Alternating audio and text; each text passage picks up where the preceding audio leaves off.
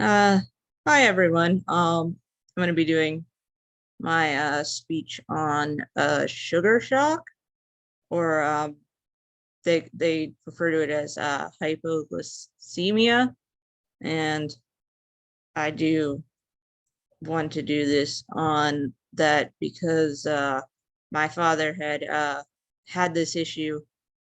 Um, we didn't know there was a technical term for it, but we just knew it was sugar shock, which we knew as his sugar would drop very low suddenly, which it was really weird because he would have he was used to having his sugar up in the 300-400s. So it was just really strange for the first time, which that's what my story is going to be about, is the first time. So uh around I'm gonna go, it was pretty early, it was around 6 a.m., maybe 7 a.m. My mom woke me up to go get him, or to help keep him awake, we should say. At the time, he had really bad diabetes, so uh, this was really strange because he had really high diabetes. We were used to it being in the 300s and the 400s. So of course we had all sugar-free products in our house, and he was in the bad stages of it. Like some people get it, and it's just a little dizziness and things like that, a little bit of confusion. And when you know, you just kind of know, and you can eat something to help bring it up. But he was past that point of eating anything. It had to be like liquid or sugar. We didn't even have any like powdered sugar we could stuff in his mouth. Like all our soda was soda free. We didn't have any orange juice at the time, no juices. It was just everything was prepared for high sugar, not low sugar. So we basically had to keep him awake until the ambulance showed up.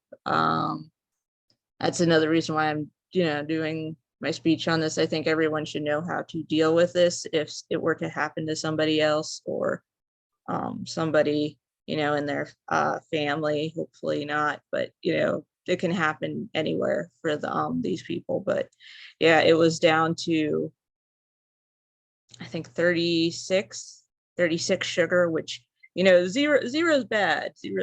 Zero's probably death, and 36 was, it was there. And he couldn't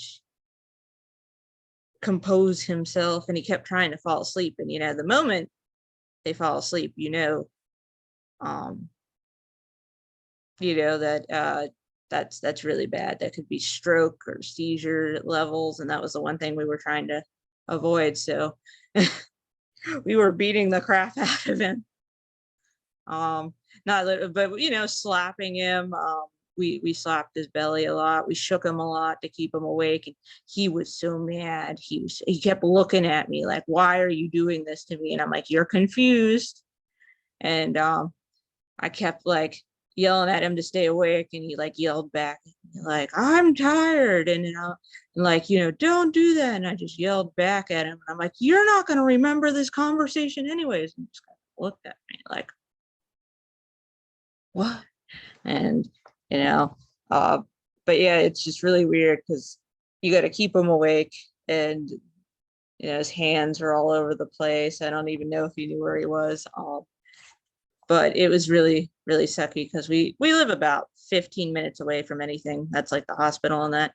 And we had to call him back again because we were losing him. And when I say losing him, like he was falling asleep. So we couldn't do nothing about a stroke, but if we had sugar or something, we could have shoved it down. But we were slapping him away.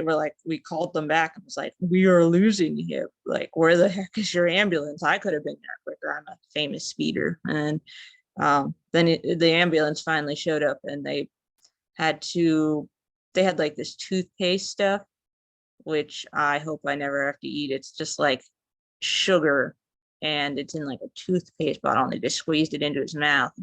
Just a terrible taste. And that's the first thing they tried. And then when they did that twice, they put the sugar into his arm. Uh, but yeah, that's pretty much the story there. And then it happened a couple times after that, but we were more prepared. We actually had like drinks and things. Again, when they're that bad, they can't really chew, so you gotta make sure they don't choke on the food. So that's just something I think everyone should really know how to do, or one of those things that, if someone goes, I have really low sugar and they're disoriented in that, just, again, you don't always have to call 911 if you can get it up. So we try sodas. Sodas are the quickest thing, really. Anything high in sugar to get down. And I mean, of course, if they can eat, give them food, but I mean, just pop a can open. That's all you need to do. So yeah, that's my small little story for this one.